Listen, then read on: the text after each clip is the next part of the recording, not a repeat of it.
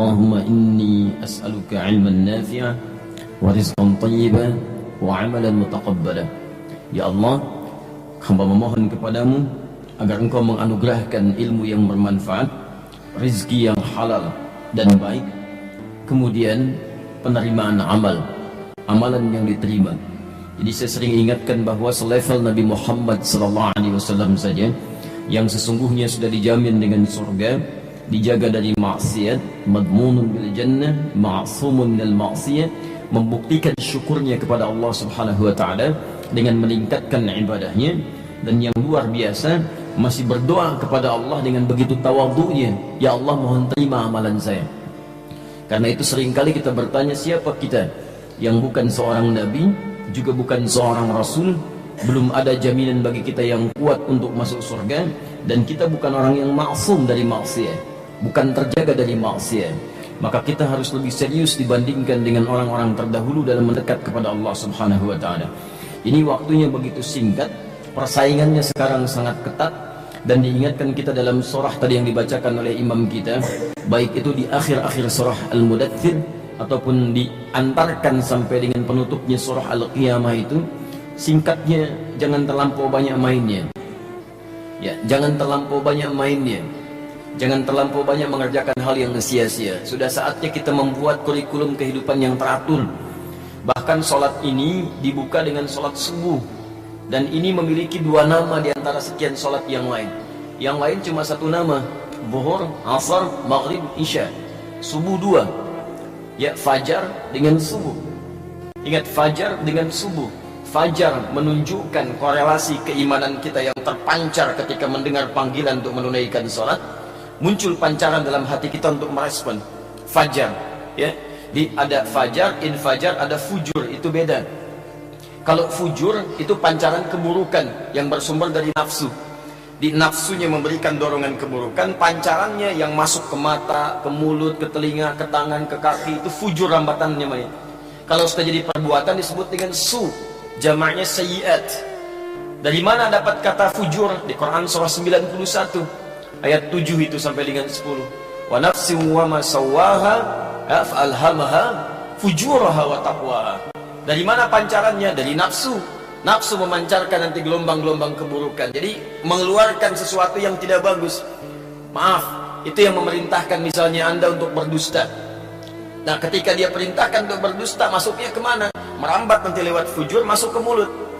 Kalau dia masuk ke mata, maka menatap yang maksiat, yang jelek-jelek. Kalau dia masuk ke telinga, maka mendengar yang buruk-buruk. Kalau dia masuk ke tangan, maka mengerjakan yang tidak diridhai oleh Allah Subhanahu wa taala. Itu rambatannya disebut dengan fujur. Kalau sudah jadi perbuatan, maka namanya su. Ya, kalau sudah jadi dusta, kalau belum keluar, itu belum dituliskan tuh. Tapi kalau sudah keluar, dituliskan jadi sebuah keburukan. Itu yang disebut di surah Yusuf, surah 12 ayat ke-53. Ya, wa ma ubarri'u nafsi innan nafsa la'ammaratun bis-su. Dia memerintahkan ammarah untuk mengerjakan keburukan. Perintahnya merambat, rambatannya disebut dengan fujur. Kalau keluar jadi su, jamaknya disebut dengan sayyiat. Nah, kalau lantas kemudian terjadi perbuatan buruk itu, maka diminta oleh Allah untuk segera tarik kembali dengan bertobat. Itulah turunnya kemudian surah keempat An-Nisa ayat yang ke-17 sampai 18 itu. Innamat taubatu 'ala Allahi lilladzina ya'maluna su'a bijahalatin thumma yatubuna min qarib. Jadi kalau kita tidak bisa menahan lantas keluar misalnya, keluar kata-kata kurang bagus, tarik langsung. Tarik kembali, taubat itu kembali, arahkan kepada yang baik, tarik lagi. Bagaimana cara tariknya? Pertama kali turun Quran surah ketiga Ali Imran ayat 133.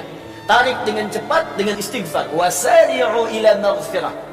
Jadi ada sara'a, awas hati-hati. Ada sa'a, itu beda.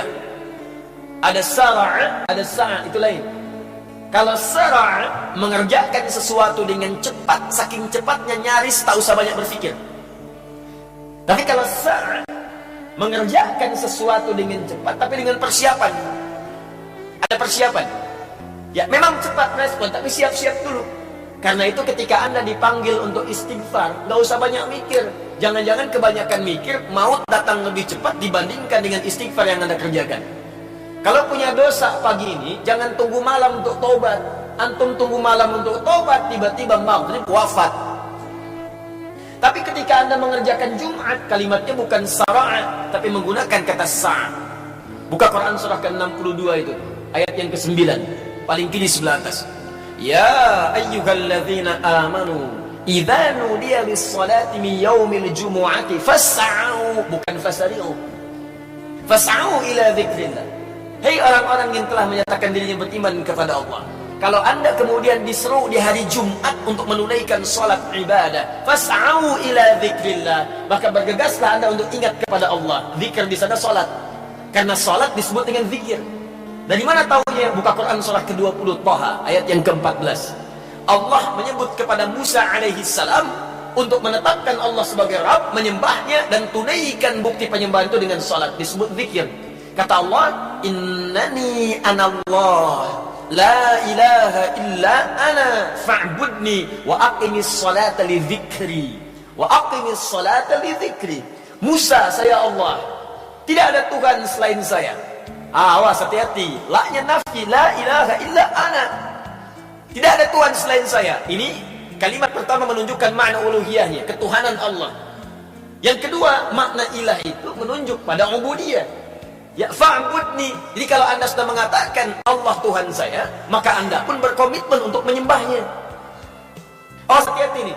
Orang yang mengatakan asyhadu an la ilaha illallah tidak cukup dengan mengatakan saya muslim, percaya dengan Allah. Anda dituntut membuktikan kepercayaan dan keyakinan itu dengan pembuktian penyembahan kepada Allah. Makanya ketika Allah mengatakan kepada Musa, saya Tuhan, kamu harus yakin saya Allah, tapi tidak cukup meyakini saya sebagai Allah. Fa'budni, buktikan keyakinanmu dengan menyembah saya. Bagaimana caranya? Wa aqimis shalah. Pertama, ibadah yang paling pokok, tunaikan salat. Jadi kalau ada orang bersyahadat, mengaku muslim, tapi tidak mau salat, ini menunjukkan ada masalah dalam syahadatnya. Karena nama Allah tidak sekedar menunjuk pada aspek ketuhanannya, tapi juga ubudiyah, pembuktian penyembahan kepada Allah Subhanahu wa taala. Wa aqimis salata lidzikri, tunaikan salat sebagai zikir kepada saya. Di surah Quran surah Al-Jumu'ah disebut kita fas'au ila dzikrillah.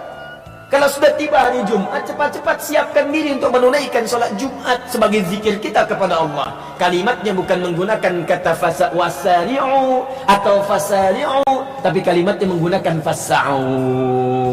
Bersegera di sana, siap-siap, mandi dulu, siapkan wewangian.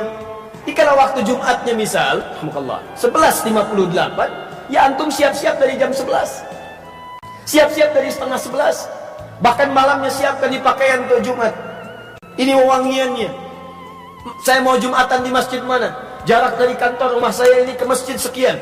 Jam berapa saya berangkat? Tiba untuk mengejar saf yang pertama. Keberkahannya banyak. Ada rizki, ada terkabulnya doa, ada macam-macam, ada ketenangan, ada pengabulan segala hal yang dimintakan, ada semuanya. Makanya saking pentingnya dan manfaatnya Jumat itu diminta antum bersegera.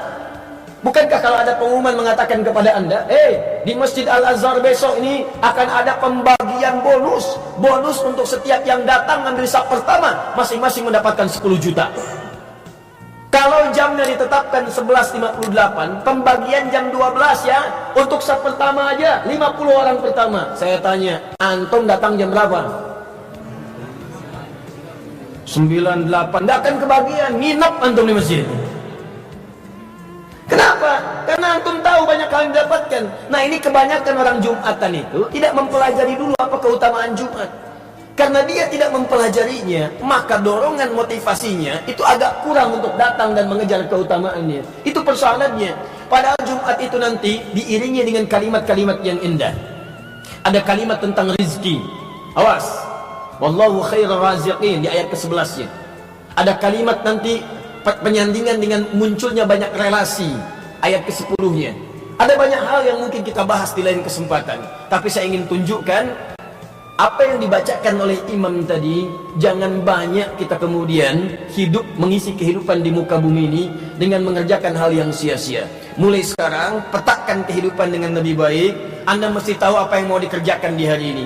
Salat kita disebut dengan subuh, pancaran kebaikannya disebut dengan fajar, waktunya disebut dengan subuh dari kata asbah. Asbah itu sesuatu yang sudah siap dengan rencana.